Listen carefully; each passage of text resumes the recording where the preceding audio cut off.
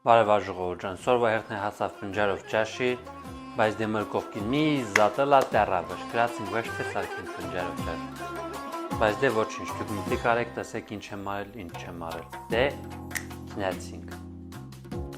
Պետք գնացու, բանջար, կարակ, սողան, կարտոշկա ու աղ։ Գազի տակը կրցնում ենք, լցնում ենք կարակը, թողենք ան մի քիչ թեղալում կարակը ու արդեն մեկ էլ վեր ենք ունում սողանը։ Սողանը լցնում ենք, թողենք անը մի լավ տեղը տեղին ոսկե գույնը մա։ Անցենք են արդեն նախորդ միրեսում ենք բանջարը եռացրած ջրով իրան լվանում ենք, որպեսզի ինք իրա ժնգա ջուրն ու տրնա ջուրը դուսկե։ Եդով արդեն ջուրը լցնում ենք վրեն, անցկենեմ արդեն կարտոշկին,